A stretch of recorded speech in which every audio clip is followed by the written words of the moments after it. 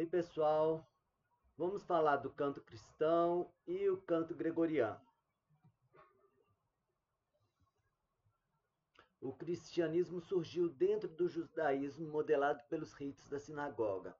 Então, assim, o canto cristão, ele seguiu a mesma prática judaica das salmodias, de cantar os salmos, de, de alguns cantos. Então havia escrituras, salmos, hinos e oferendas. Foi incluído o rito da Eucaristia. É possível que no início utilizasse instrumentos, mas a busca por uma sonoridade celestial afastada das coisas terrenas levaram a abolir os ritmos marcados em instrumentos. Também o fato do cristianismo ter sido perseguido após o primeiro século também levou a abolir instrumentos e uma sonoridade mais proeminente. A música greco-romana também teve participação na construção da música cristã, principalmente a teoria da música grega, da greco-romana, ela se espalhou por todo o Mediterrâneo e influenciou a música cristã.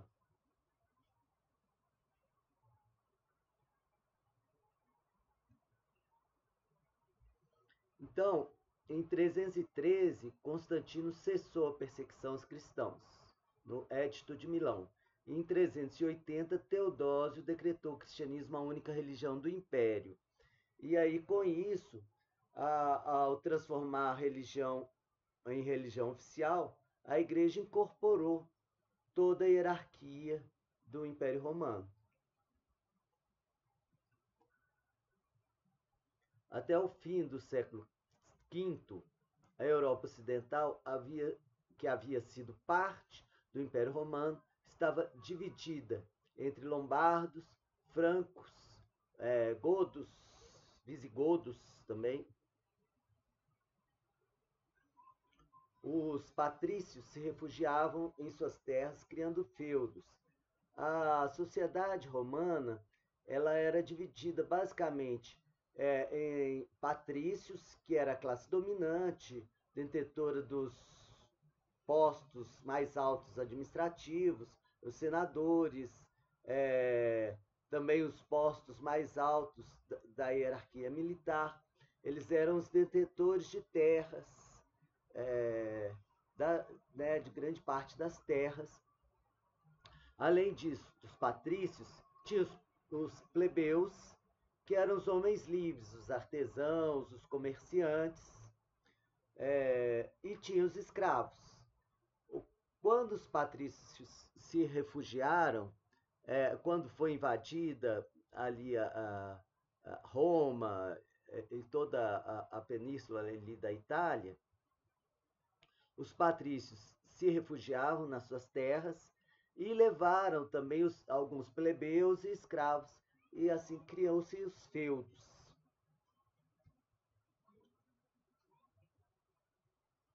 O monatismo iniciado no Egito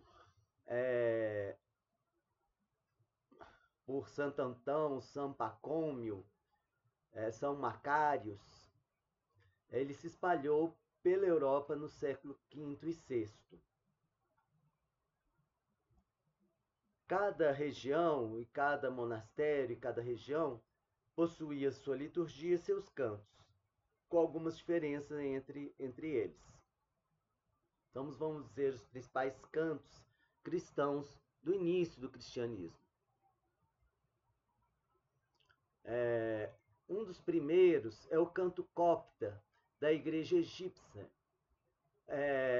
Foi passado oralmente, existe até hoje na igreja ortodoxa copta.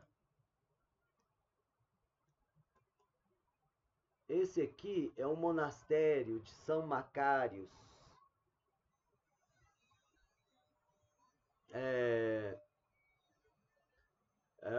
O mosteiro ortodoxo copta, fundado em 360 por São Macários, localizado em Wadi El Natrum, província de Berreira, cerca de 92 quilômetros ao noroeste do Cairo.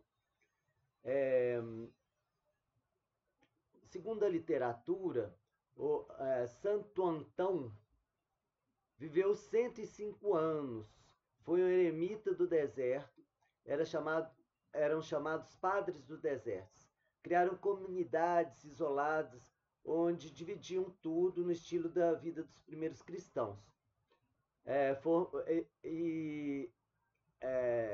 Esses primeiros cristãos, padres do deserto, formaram um movimento chamado monatismo, que é germe dos primeiros mosteiros.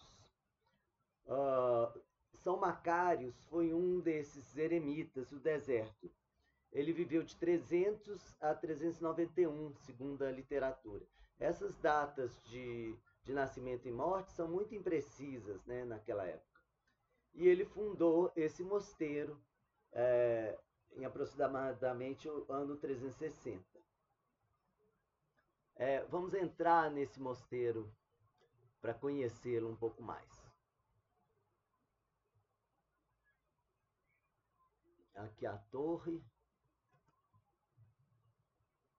aqui os pátios, e vamos ouvir um canto da igreja copta ortodoxa, que é esse Monogenes, hino de Semana Santa, foi recolhido por esse Alto Institute Alto Instituto de Estudos Copta, na Alemanha.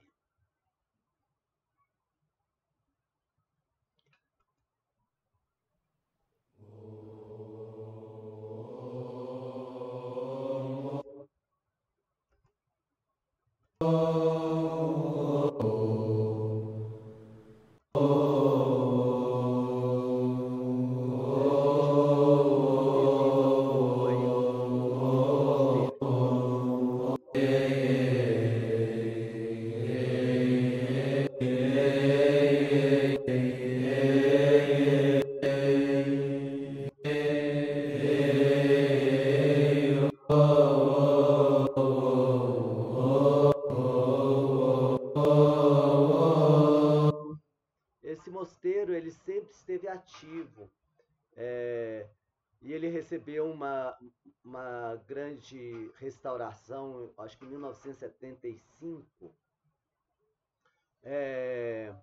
Esse canto ele está no idioma copta, que foi um ramo do egípcio antigo, do egípcio tardio, na verdade. Floresceu do início da era cristã e teve seu apogeu como língua cotidiana do século 3 a 6. Usavam o alfabeto derivado do alfabeto grego. Hoje é usada como língua oficial da Igreja Ortodoxa Copta.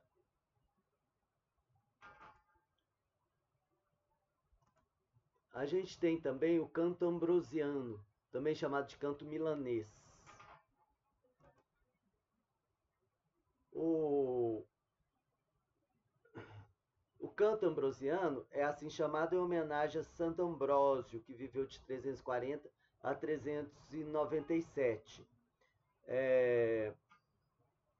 Muito embora seja pouco provável que Santo Ambrósio tenha criado o canto ambrosiano.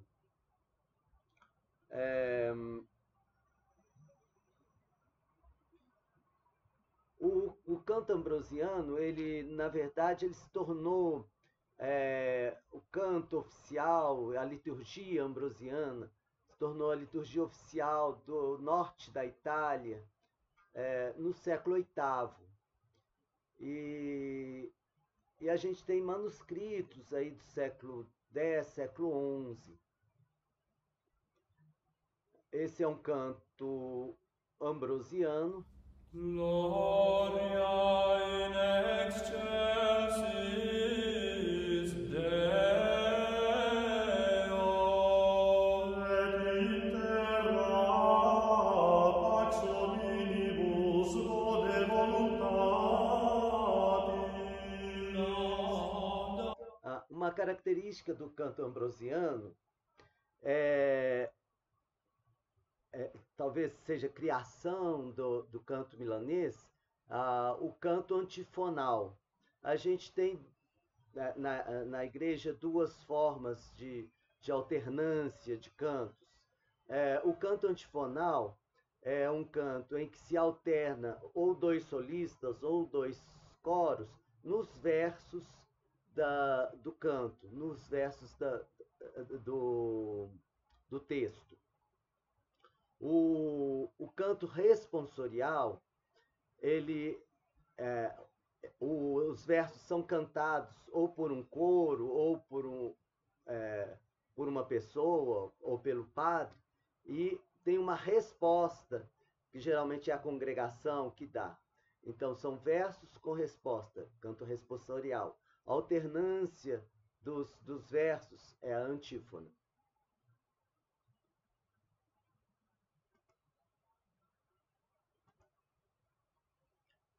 A gente tem também o canto bizantino, de Constantinopla, que prevaleceu no cristianismo do Império Romano do Oriente e do qual derivou o canto da Igreja Ortodoxa.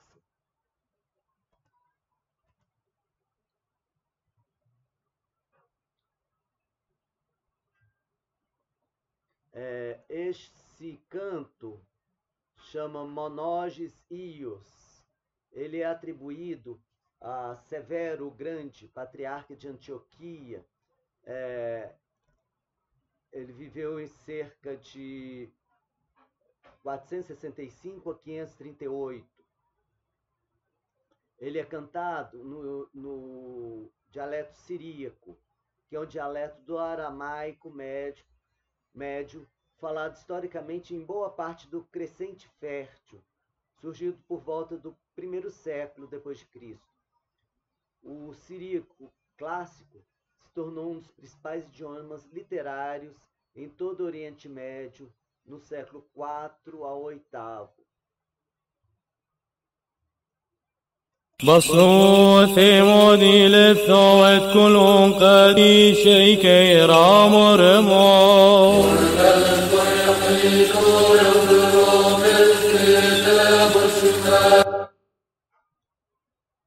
بصروا. O canto bizantino, já no século XIII, ele continua monódico, mas geralmente com um bordão que a gente pode ouvir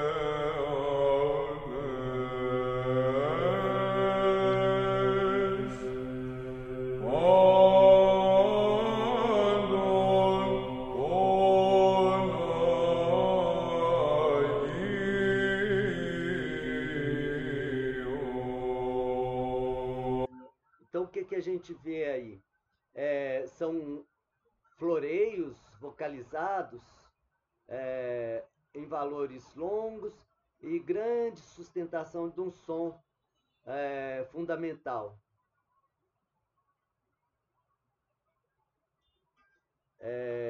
Esse som chamado de íson, cujo equivalente encontramos na música da Índia, provavelmente também na música grega antiga.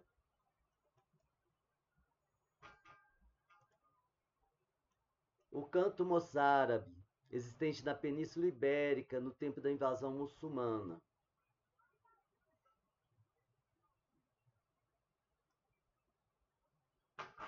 Ele é também conhecido como canto hispânico ou canto visigótico. No final do Império Romano, os visigodos eles invadiram essa região da Península Ibérica antes da invasão islâmica. E se converteram ao cristianismo e passaram a adotar cânticos cristãos.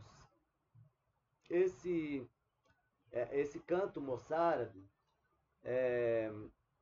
ele continuou mesmo com a dominação islâmica.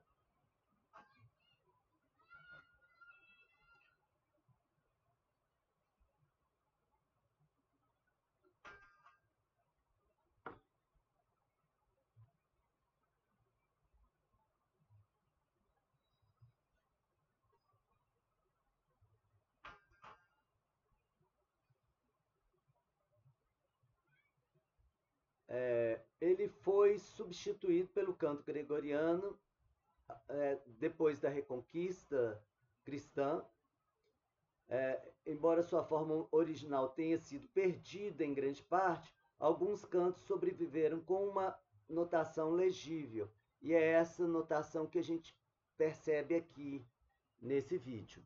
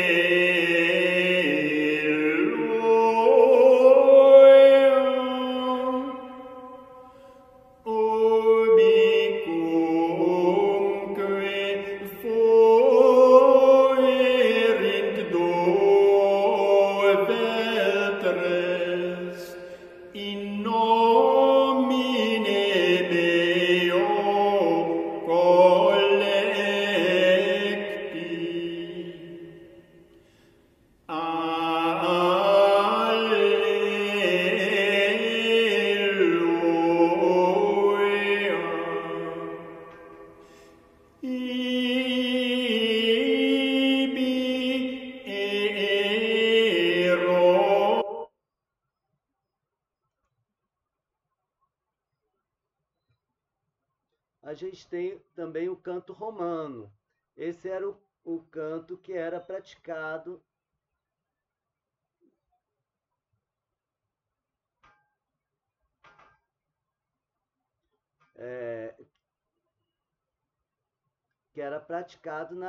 na região central ali da Itália.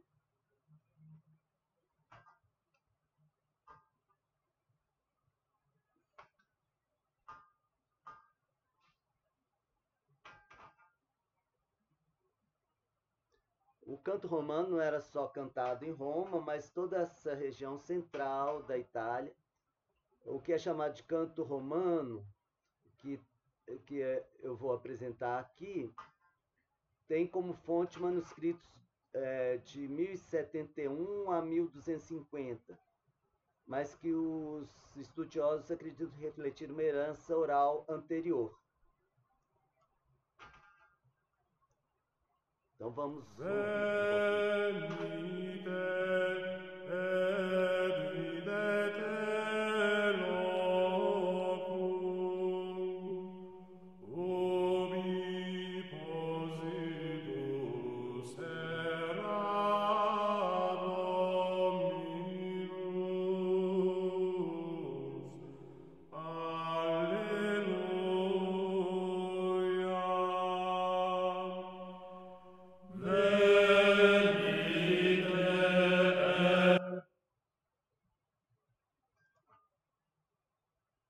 Nós temos também o canto galicano, que é cantado na região da França, Suíça, era cantado na região da França, Suíça e Bélgica.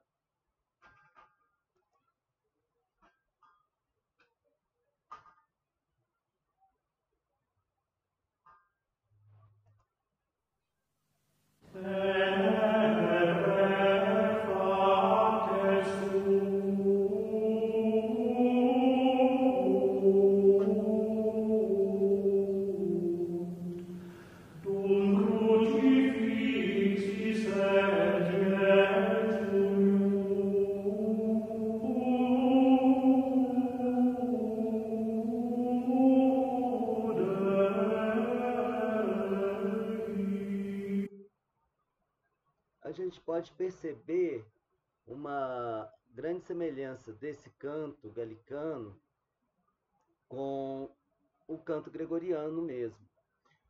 Isso porque esse era o rito litúrgico existente na Gália, que atualmente é boa parte da França.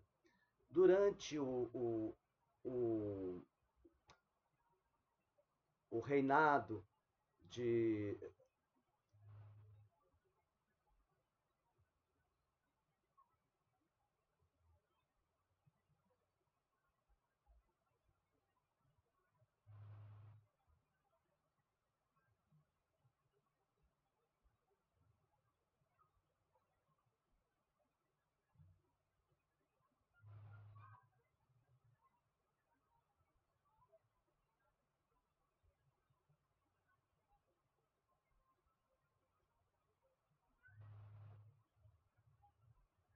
O que aconteceu é que, na verdade, o grande difusor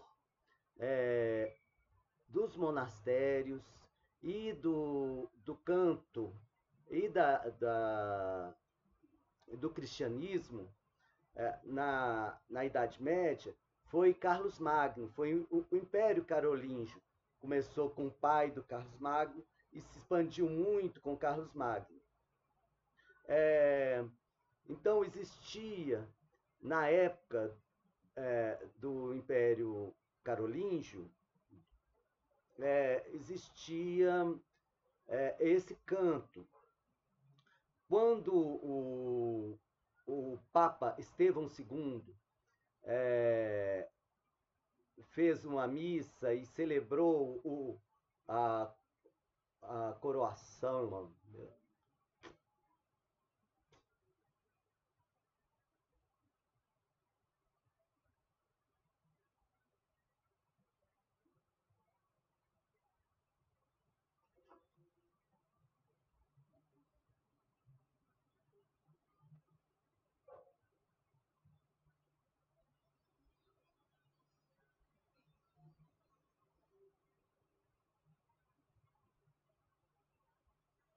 o que acontece é que o canto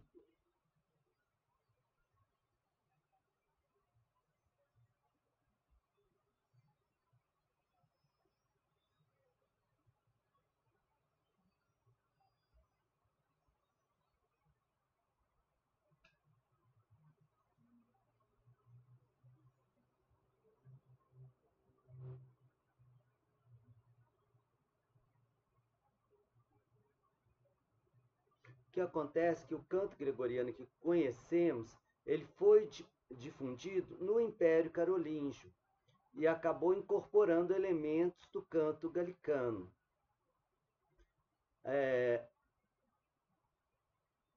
interessante a gente entender um pouquinho do Império Carolíngio. Vamos voltar.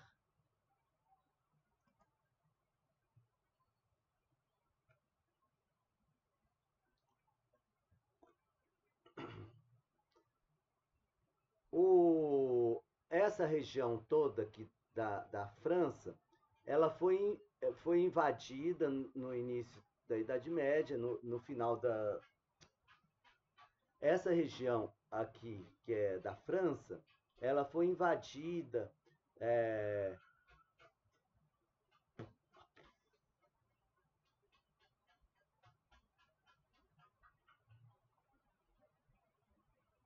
essa região...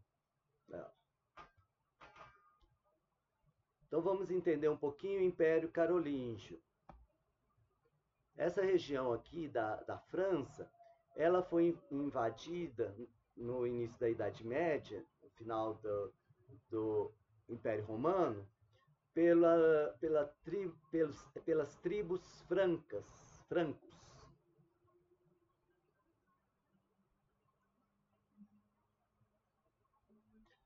Então vamos entender um pouco sobre o Império Carolíngio.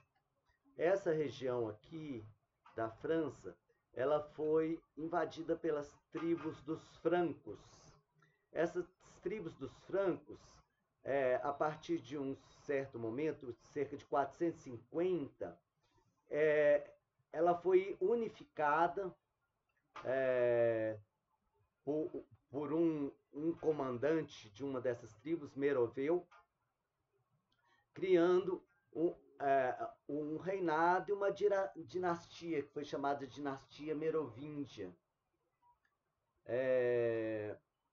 Clovis, que é neto de Meroveu, proclamou-se rei converteu ao catolicismo e criou o reino dos francos.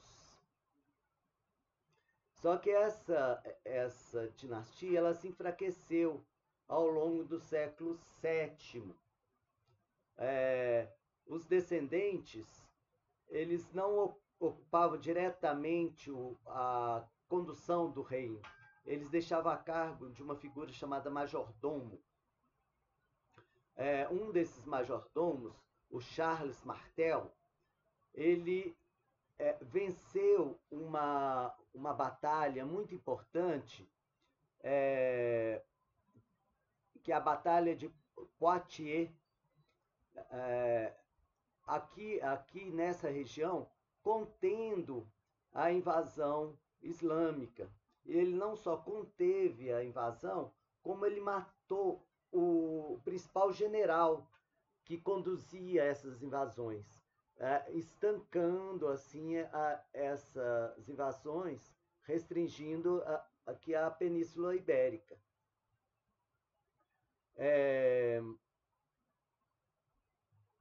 Com isso, ele ganhou ainda mais poder.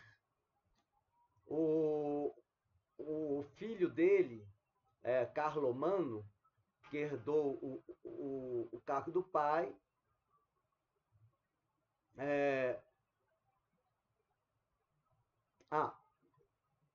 Carlomano herdou o cargo do pai, mas ele se absteve, ele se retirou para o mosteiro, do Monte Cassino, e o irmão Pepino assumiu o cargo.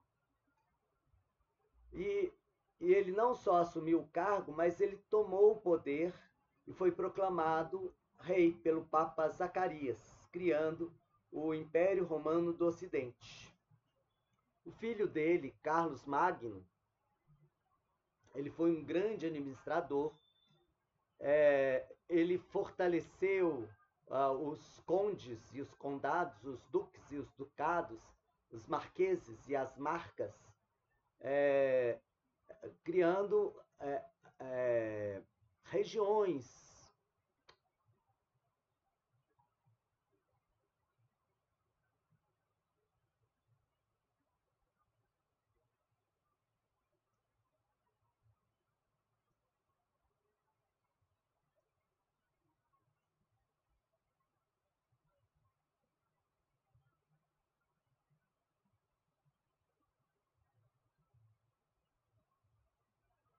Criando um império bastante vasto que abrangia toda essa região aqui. E ele fez acordos com os papas e ele difundiu, na verdade, assim, ele que difundiu todo o cristianismo por toda essa região aqui. As tribos ou aderiam ou eram exterminadas. Essa época do século... o Carlos Magno reinou de 768 a 814. E esse foi o apogeu da cultura da Alta Idade Média. Carlos Magno combateu os povos cristãos, expandiu o império, levando o cristianismo. Dentro do império, as tribos eram convertidas ou dizimadas. Ao final do reinado de Carlos Magno, toda a Europa, a partir da Península Ibérica, era católica.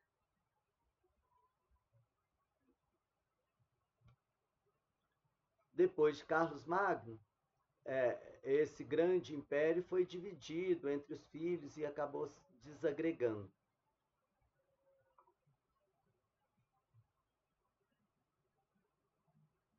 Então vamos ver agora o canto gregoriano propriamente. Ele é escrito num sistema de 4 linhas, que é o tetragrama, mas ele evoluiu para chegar nesse sistema de 4 linhas. Então o canto gregoriano evoluiu até a utilização de sistema de 4 linhas, 3 espaços, em meados do século XI. Eu vou mostrar aqui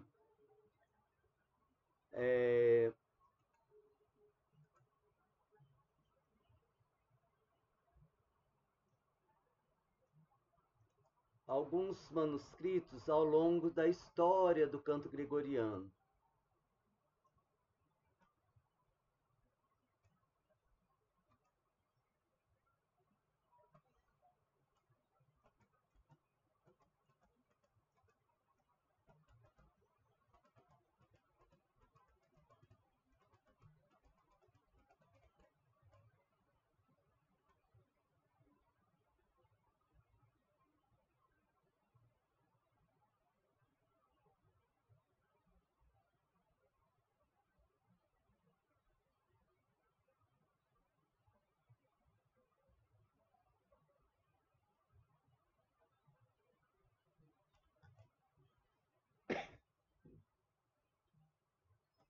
A primeira geração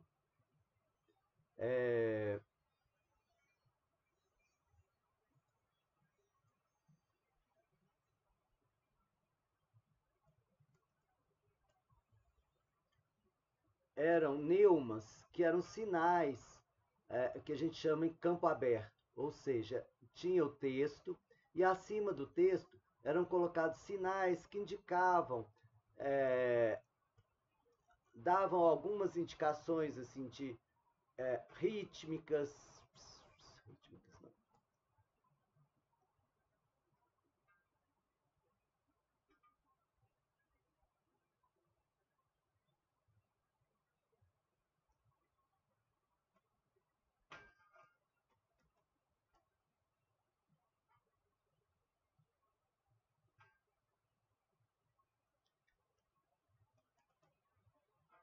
não. Então, as primeiras utilizações de neumas escritos eram feitas assim, era um texto e acima do texto, o que a gente chama de campo aberto, quer dizer, sem nenhuma linha, eram colocados sinais que indicavam entonação, ascendência, descendência, também nuances rítmicas expressivas para o canto desse texto. A transmissão oral né, era muito forte e aqui os neumas eles davam algumas indicações. Seria uma grafia do som, uma grafia da condução sonora. Depois disso, começou a ter esses neumas, mas agora com uma linha que dava uma indicação mais precisa de tonal, né, de tons, de sons. O que estava acima da linha era mais agudo, o que estava abaixo da linha era mais grave. Então, começou a ter uma indicação mais precisa da entonação. Isso é século XI.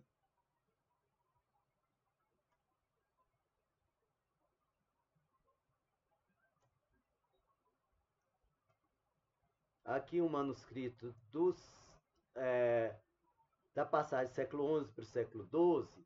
Aqui a gente já vê linhas, e no início das linhas a gente vê um C e um F.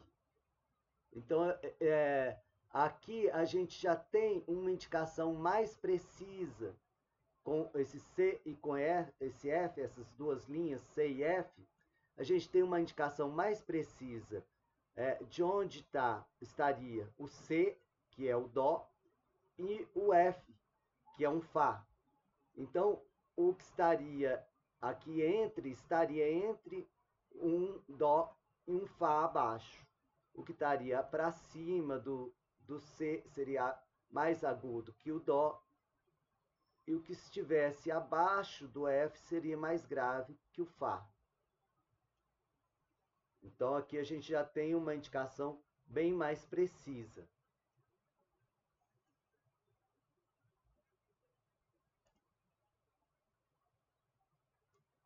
E a gente tem aqui, no século XIII, aqui já um tetragrama com um C no início, um C na quarta linha, já com os neumas nessa forma quadrada.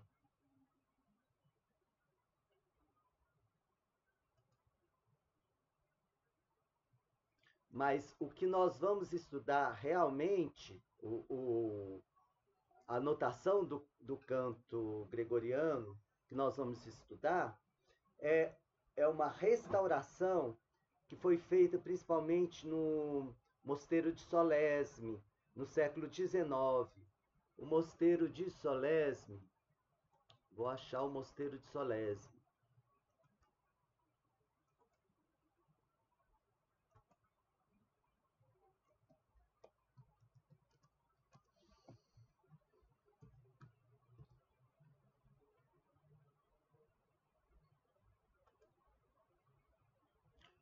Mosteiro de Solesme, a abadia de São Pedro de Solesme. É esse mosteiro aqui, que ele existe desde o ano 1010, mas no século XIX, os monges fizeram um grande trabalho de reconstituição, de restauração, porque a partir do século XIII, o canto gregoriano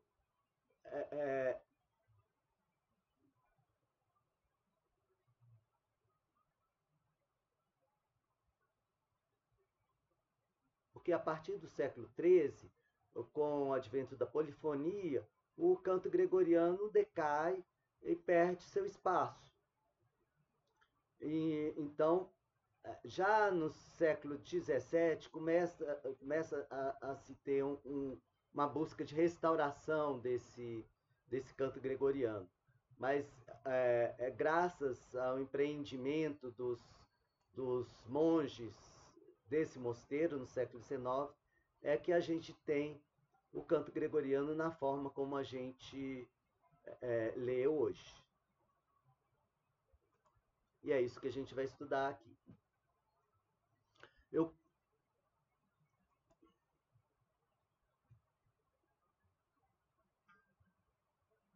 Então, a gente tem tetragrama. Nessa época, no século XI, que Guido d'Arezzo adotou um método didático de somização silábica das notas, que são as nossas notas Dó, Ré, Mi, Fá, Sol, Lá, que a gente conhece até hoje. Então, o âmbito do canto gregoriano. Essa é a gama de notas usadas pelo canto gregoriano em sua relação com o teclado. O sinal vermelho marca os semitons. Então, a gente tem aqui, de um Lá grave até um Sol mais agudo. A gente teria aqui o Dó central, que vai ser o C que a gente vai colocar, é esse Dó aqui.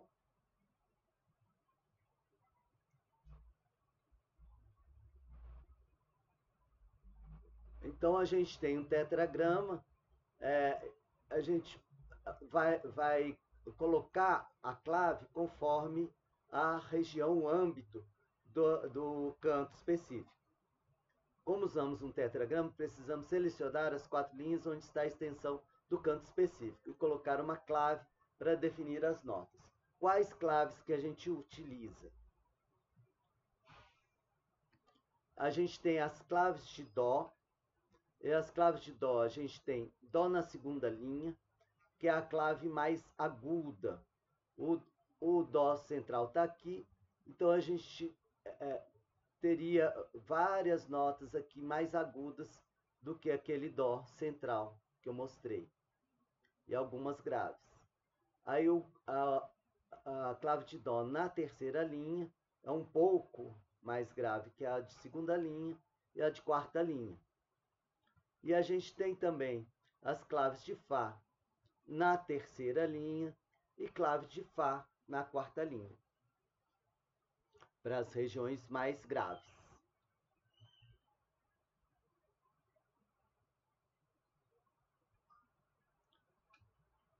Como é o sistema que a gente utiliza no canto gregoriano? A gente não vai utilizar Dó maior, Ré maior, Mi menor. Ao invés disso, a gente utiliza os modos gregos.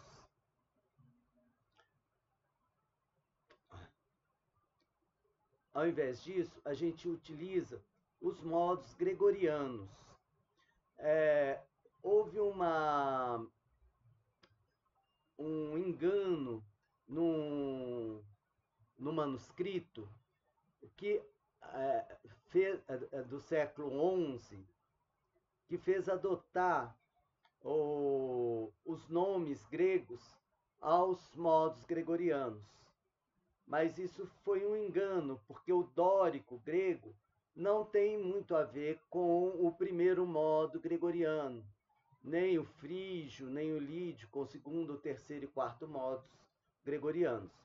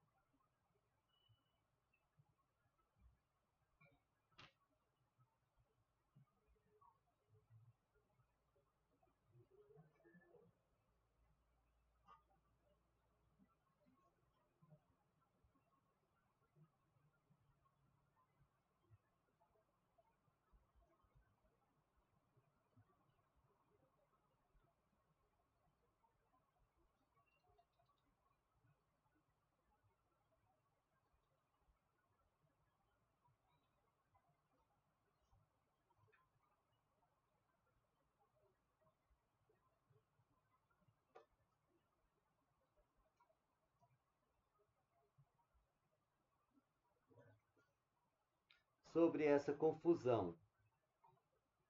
Em consequência de uma confusão nas nomenclaturas, os novos modos foram revestidos de falsas denominações. Assim, o primeiro modo, o protos, eclesiástico, foi rebatizado de dórico, herdando da doriste grega, um primado que nada mais justificava. Esse erro curioso, jamais reparado, foi injustamente atribuído a Boécio.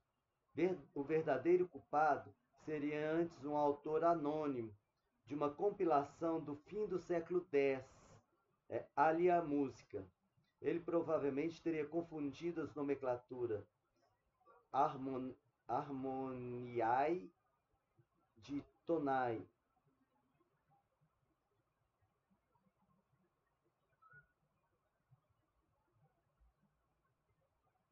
Ali a música.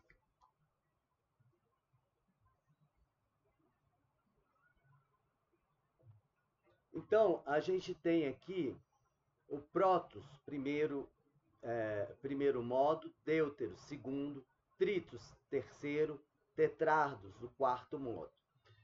Para cada modo, a gente tem a forma autêntica. A gente tem sempre nos modos a finalis, é a nota que termina o canto. E a gente tem essa segunda nota, que é a nota dominante, ou nota tenor, ou a nota de recitação. A gente vai ver que muitos cantos, os cantos recitativos, eles começam na finalis e vão para a nota de recitação, ficam na nota de recitação e voltam para a finalis. Na forma plagal, a gente tem a mesma finalis, mas a gente tem outra nota de recitação e a gente tem um âmbito que vai para o grave. Então, no modo plagal, quando a gente pega um canto gregoriano no modo plagal, a gente vê que ele desce, sobe, chega lá no recitativo, desce e chega na finalis. Então, a diferença do modo autêntico para o modo plagal é essa do âmbito e também qual nota é a nota recitativa, mas a finálise é a mesma. Então a gente tem o protos autêntico, é de Ré a Ré, no original. A gente tem muitos cantos que a gente encontra o protos ou todos os outros modos transpostos. Então, ao invés de começar em Ré, começa em outra nota, mas a gente tem, isso aqui é o básico, a gente tem o semitom da segunda para a terceira nota. Né, o primeiro semitom da segunda para a terceira nota. Isso que é o básico que caracteriza o modo. Então a gente tem o prótos, o deuteros, de Mi a Mi, o trítus, de Fá a Fá, e o tetrardos, de Sol a Sol.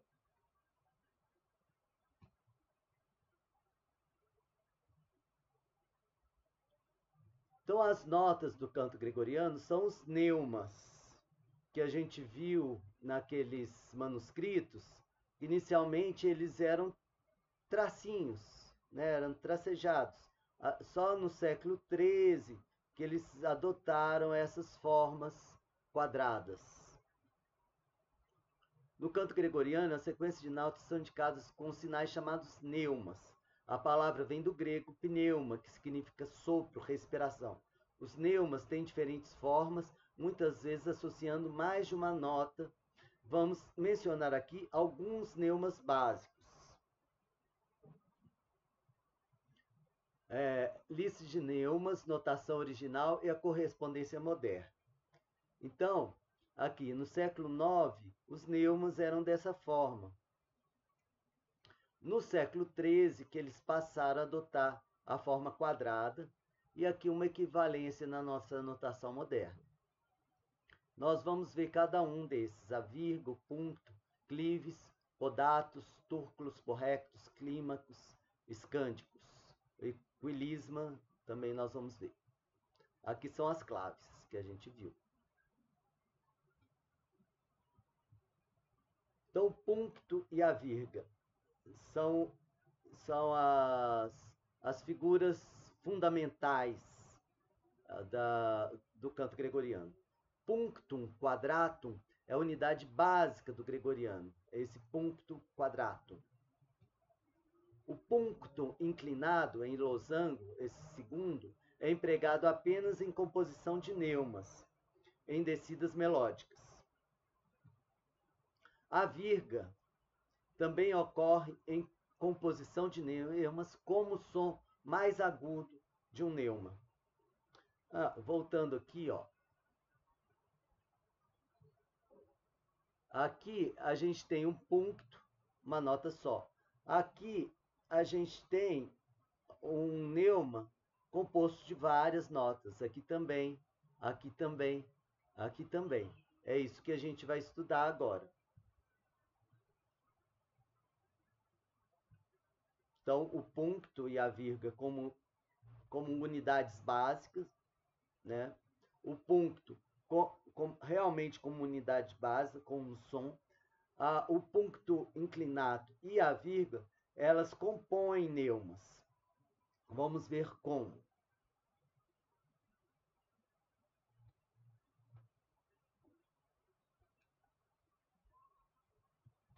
O puncto, ele pode aparecer consecutivo. Pontos consecutivos na mesma altura, colocados juntos, são chamados de bístrofa, 2 pontos, ou trístofa.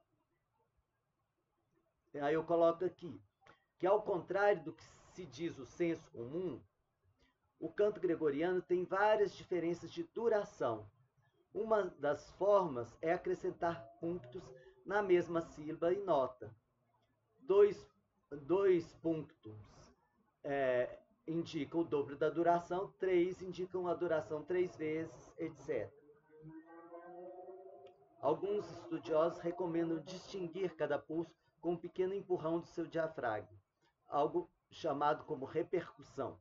Outros recomendam um crescendo ligeiro. Como que é isso? Aqui está em vermelho só para ressaltar, mas seria a nota preta, como as outras. Aqui a gente teria Kyrie, Kyrie eleison. Então aqui, ó, Kyrie, eu canto duas vezes. Kyrie eleison.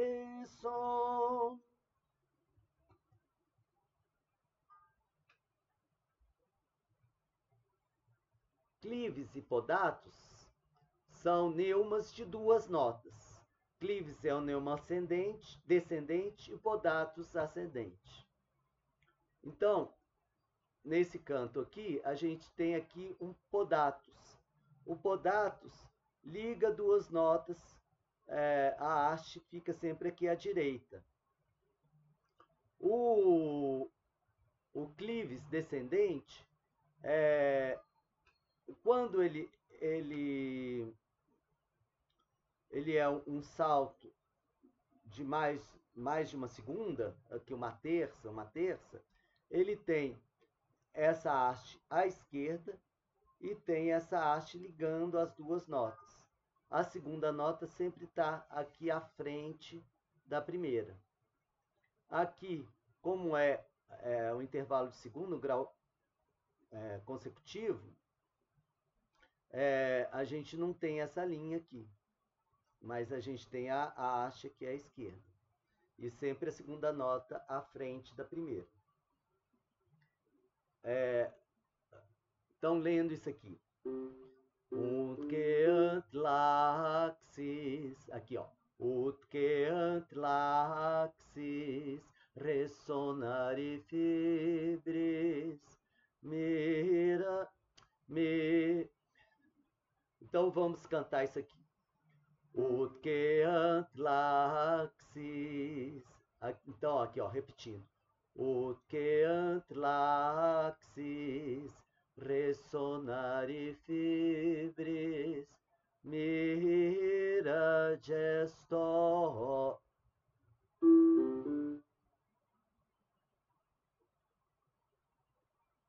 Então, vamos cantar isso aqui.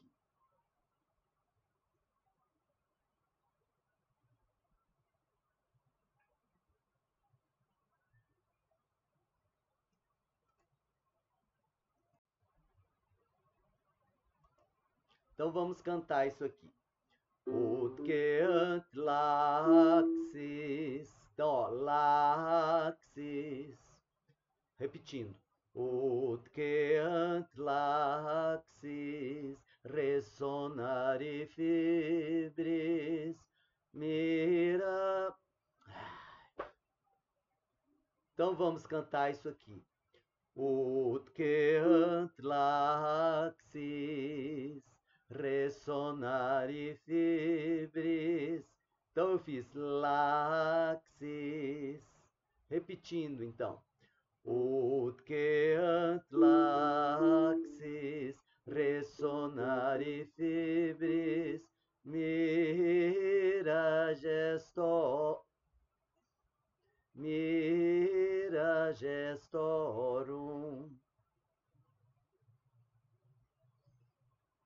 Então vamos cantar esse canto aqui. Ut que antlaxis. Repare que eu fiz laxis, ressonare fibris, mira Ai, que merda, gente, meu Deus do céu. Então, vamos cantar esse canto aqui. Ut que antlaxis. Repare que eu fiz laxis, o podatos, laxis, ressonare fibris, mira gestorum, famoletuorum, solve polluti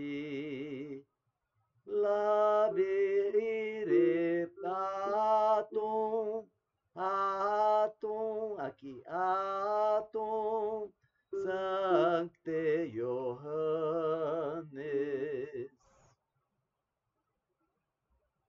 Então a gente tem aqui podatos, clives, clives, clives. Neumas de 3 notas, tórculos e porrectus. Tórculos, neumas de 3 notas, cuja segunda é mais aguda. Então aqui, pá, pá, pá, pá, pá, pá, pá, pá, pá, pá, pá, pá, pá, pá. Então sempre a segunda mais aguda. E o porrectus, neuma de 3 notas, cuja segunda é mais grave do que as demais. Então, lá, lá, lá, lá, lá, lá, lá, lá, lá. A segunda é a mais grave.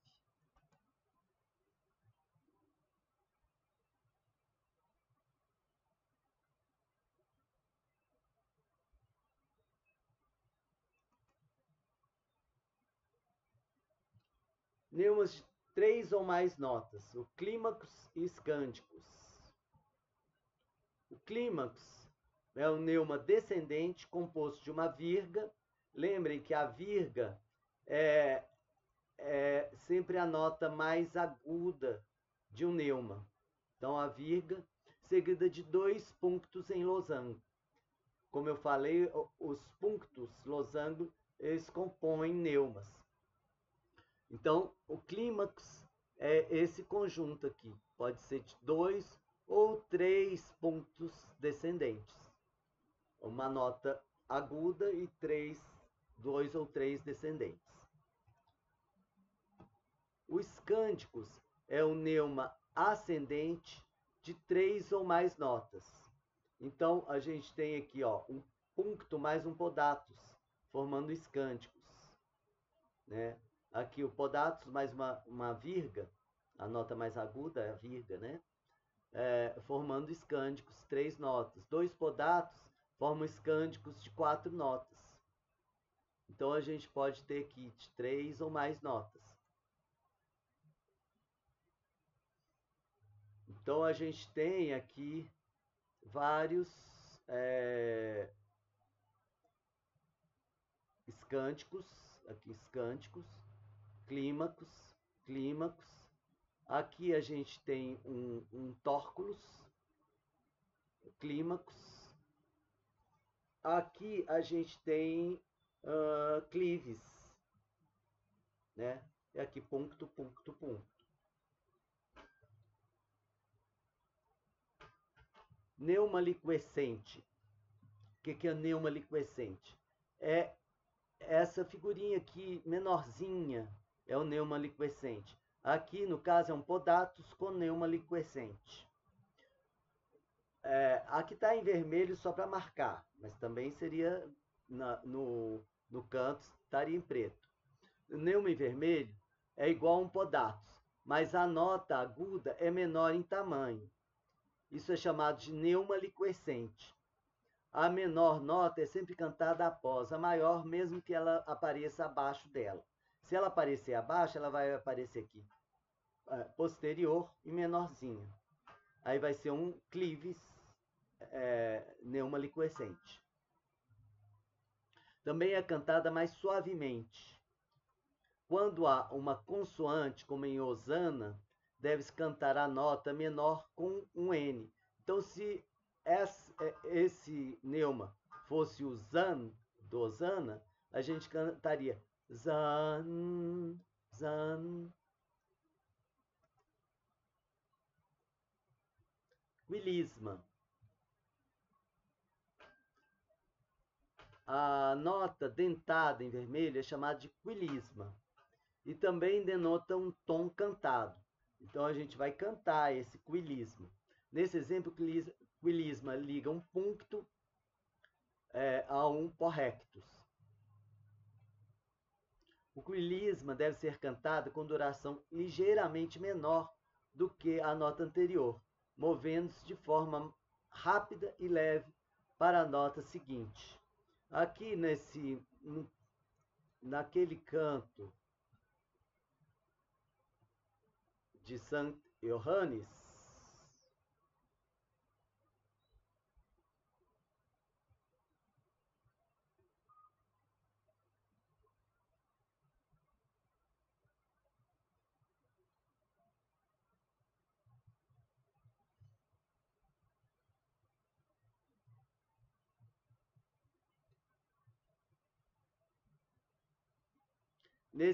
nesse canto de Sant Johannes, a gente tem aqui Mira, mi, tem um quilisma.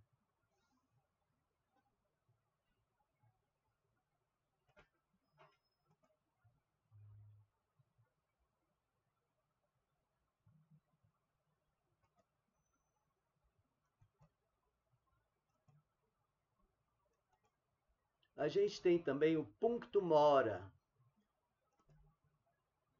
É o ponto colocado à frente de um neuma punctum, geralmente em final de frase ou semifrase. Ele aumenta a duração do ponto, dobrando-lhe o valor. Na verdade, esse dobrar o valor vai depender dessas barrinhas que estão aqui, ó. Tá? Então vamos entender o que são essas barrinhas.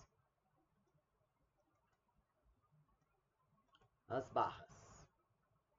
As barras no canto gregoriano não são divisão de compassos, não existe compasso no canto gregoriano. Elas são sinais de pontuação musical, indicam desde breve respiração até uma parada com silêncio. A divisão mínima, que é essa aqui, ó, é uma respiração breve e facultativa. A divisão minor, que é a meia barra, já é uma respiração obrigatória, que dura um tempo. Então, a gente vai fazer um tempo de pausa aqui. A divisão maior, que é a barra inteira, indica o fim de uma frase, precedido por um ligeiro abrandamento do andamento e o punctum mora plenamente realizado nos seus dois tempos. Faça uma respiração que pode até durar 2 tempos. E a divisio finalis, que é a barra dupla, sempre precedido de um ralentando, que termina o canto. Então, aquele mesmo canto, ut que ant laxis resonare fibris, mira gestorum famulituorum, solve polluti labireatum,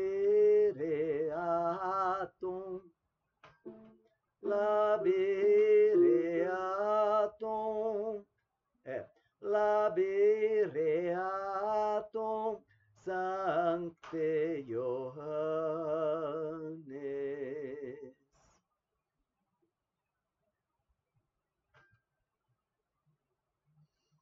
E o que é o guião, ou custos? É essa notinha que aparece aqui, essa meia nota que aparece aqui, no fim de cada tetragrama. Ela é chamada de custos ou guião. Ela não é cantada. Ela é uma indicação da nota que virá no tetragrama seguinte. É uma sinalização auxiliar para o cantor. Então, o cantor, vendo essa nota aqui, ele sabe que vai ter um ré no tetragrama seguinte. Ele já se prepara para fazer o ré no tetragrama seguinte. Aqui, a gente sabe que vai ter um lá no tetragrama seguinte. Então, é isso. Os tipos de canto gregoriano. A gente tem o canto recitativo, o canto em um só tom, com inflexões no início e no final da frase. Lembram que eu falei dos modos protos, deuteros, tritos e tetrardos, autênticos e plagais? E aí eu falo que tem a finalis, que vai ser essa notinha aqui. E tem a nota de recitação, que aqui vai ser o Dó. Vai ser a dominante, a nota tenor, a nota de recitação.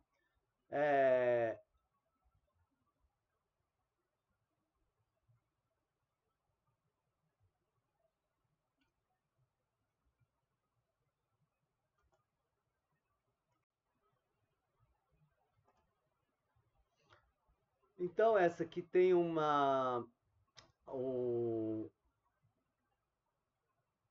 a finales em Sol e a tenor em Dó. Lembrando daquele quadro lá de cima, ele vai ser um tetrardos plagal. Aqui. Ele vai ser um tetrardos plagal, com a finales em Sol e a nota tenor, a dominante, em Dó.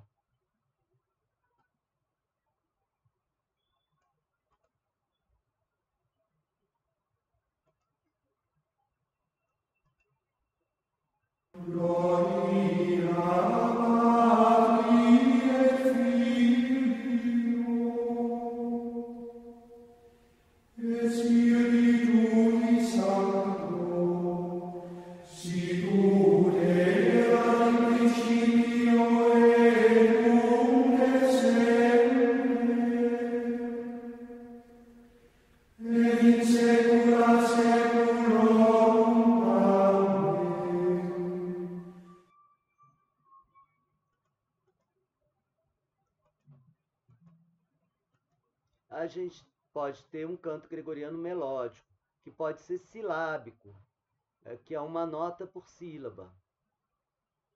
Aqui, esse é um canto gregoriano silábico. É um Salve Regina. Salve Regina, Mater Misericordiae, vita dulcedo, et spes nostra salve.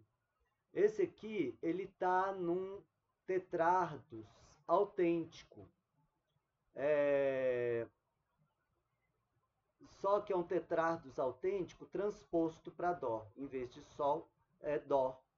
Mas a gente faz esse Salve Regina, tarararara, vai da finales para dominante.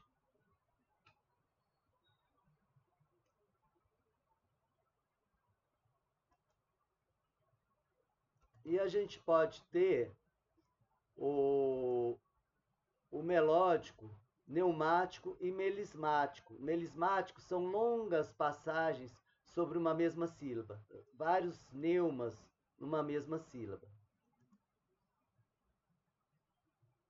Então, esse aqui é um canto que a gente tem esse aleluia aqui, melismático.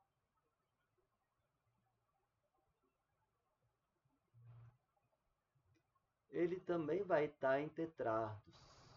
Começando no Sol, tem o Dó como nota tenor.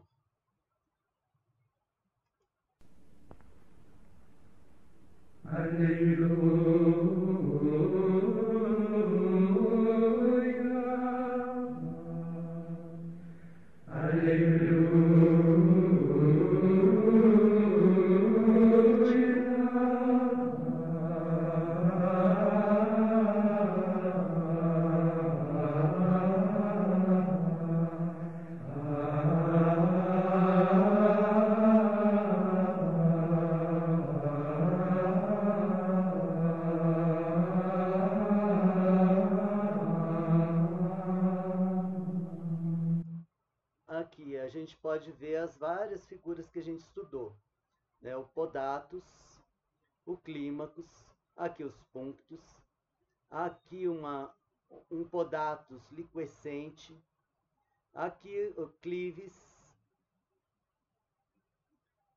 aqui um clímacos, aqui a gente tem o podatos ligado a um clímax.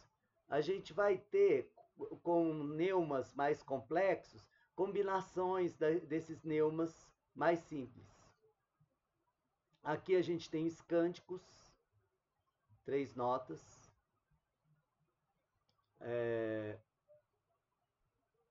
Aqui a gente tem um podatos descendo no clímax.